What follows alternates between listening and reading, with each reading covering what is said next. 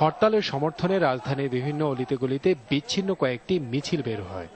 মতিঝিলে picketing করেছে এমন সন্দেহে পুলিশ আটক করে একজনকে।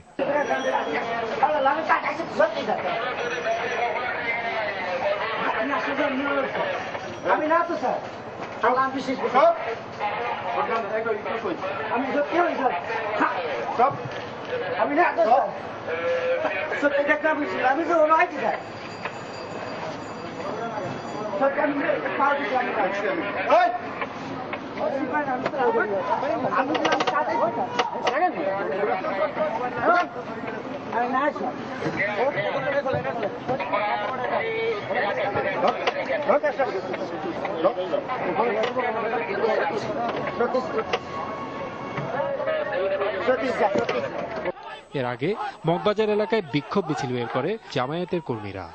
মিছিলটি মূল সড়কে পৌঁছালে পুলিশি ধাওয়ায় তা পণ্ড হয়ে যায়। এখান থেকে আটক করা হয় একজনকে।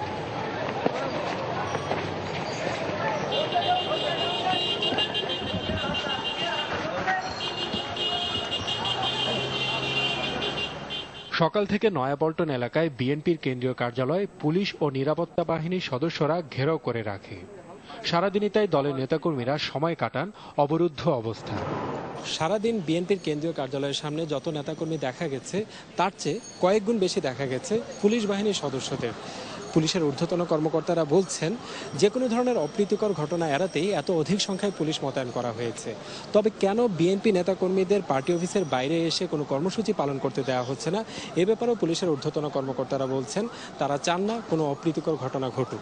গ্রেফতার এড়াতে আতঙ্কে হরতাল চলাকালে দলের শীর্ষ পর্যায়ের নেতারা ছাড়া আর কেউ বিএনপির কেন্দ্রীয় কার্যালয়ে আসেননি। সুপ্রিম কোর্টের আইনজীবী সহ ৩ জন বিএনপি অফিসে এলে তাদেরকে আটক করে পুলিশ।